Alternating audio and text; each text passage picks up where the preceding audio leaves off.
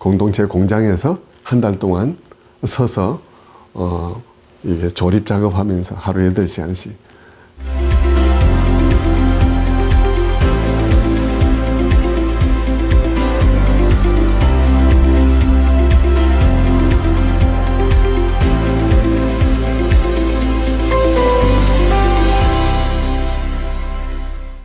평촌 새순교회가 이제까지 지역사회하고 한국교회에서 주로 어떤 방면으로 이바지를 해오셨고 앞으로는 추가적으로 또 어떻게 이바지를 하고 싶으신지.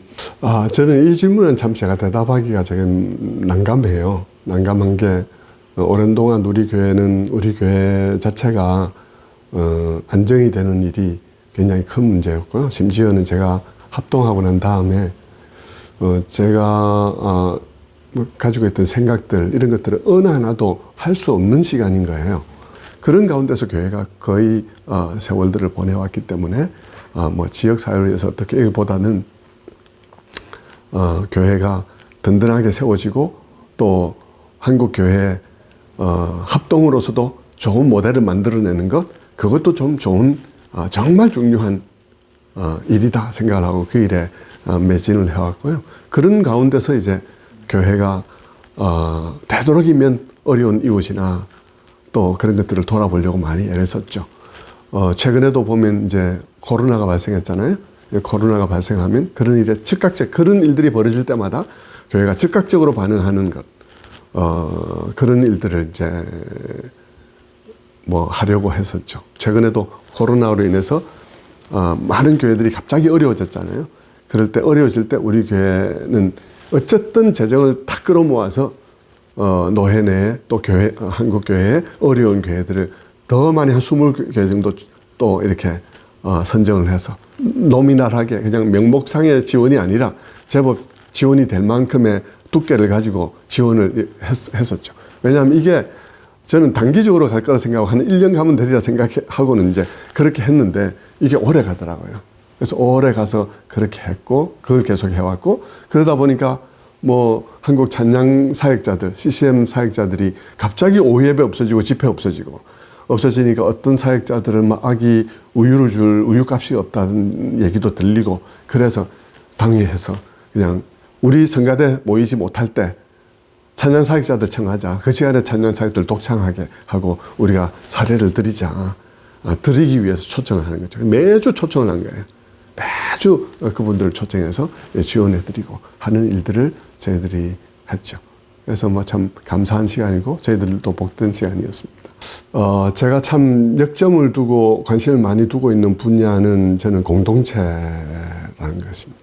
신학을 하기 전에는 몰랐는데 제가 해외 주재원을 그만두고 귀국을 해서 딱 사표를 쓰고는 이제 신대원 준비를 할 때 처음에 제가 참석한 세미나가 공동체 세미나였습니다.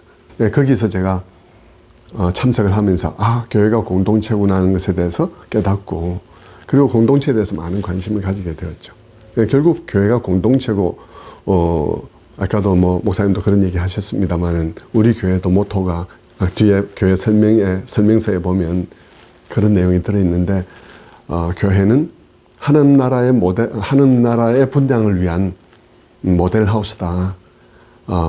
아파트를 살 때 모델 하우스를 가보고 마음에 들면 그 아파트를 사는 것처럼 교회가 사람들이 교회를 보고 정말 하나님 나라가 나의 모든 것을 팔아서 살만한 그런 가치가 있는 것이구나 하는 것을 알 수 있도록 하기 위해서 세상 속에 만들어 놓은 하나님의 모델 하우스, 그 모델 하우스가 교회라고 생각을 하거든요.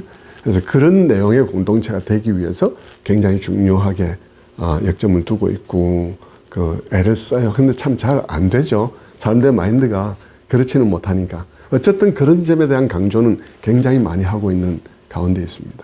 그리고 결국 이제 하나님께서 이 선교적인 목적을 달성해 감에 있어서도 결국 공동체와 공동체 안에 담겨진 하나님 나라의 삶, 그것이 선교를 위한 중요한 그 도구이고 방편이기 때문에 이것은 정말 너무 중요한 일이라는 생각을 많이 하죠. 저는 이제 그런 의미에 있어서도 제가 이제 공동체에 대한 관심을 가지다 보니까 얼마 전에는 이제 부르도프 공동체 이게 이제 책도 이래 있는데 이 부르도프 공동체에 이제 가서 제가 한 달 정도 머물면서 공동체 생활을 직접 이제 해보는 것도 해보았어요. 그러면서 그 공동체에 가서 공동체 공장에서 한 달 동안 서서 이게 조립 작업하면서 하루 8시간씩 그렇게 보내는 시간도 있었고요. 하여튼 그 점에 대해서 깊이 생각해 보려고 했습니다. 설교의 부분은 뭐 대동소이하게 다른 분들이 그러는 것처럼 개인적인 묵상과 또 주석의 참고 그렇게 해서 이렇게 하는데 제가 조금 이제 그런 일반적인 것들과 함께 또 제가 하는 것은 이제 하기 전에 해외의 유명한 설교자들의 설교를 한 번쯤 들어봅니다. 해당 본문에 대해서 들어보면서 거기에 인사이트 내지는 그 본문을 어떻게 열정적으로 어떤 뜨거운 마음으로 그 본문을 설교를 하는지 그런 것들도 참고를 하죠. 같은 내용을 너무 밋밋하게 전하는 것보다 저분은 어떻게 어느 부분에 흥분해서 어떤 내용에 흥분해서 그렇게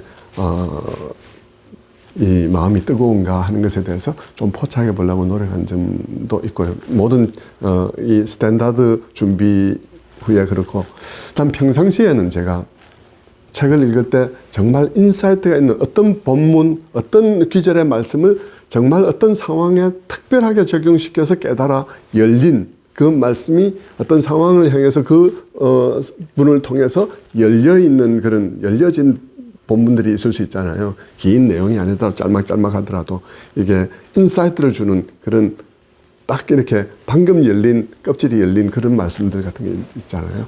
그런 말씀들은 평소에 독서를 통해서 이 그 엑셀 같은 데다 귀절별로 쫙 준비를 합니다. 쫙 준비를 하면 그게 한 400~500페이지 이렇게 만들어지면 다음에 설교할 때 해당 본문의 레퍼런스가 있게 되는 거죠.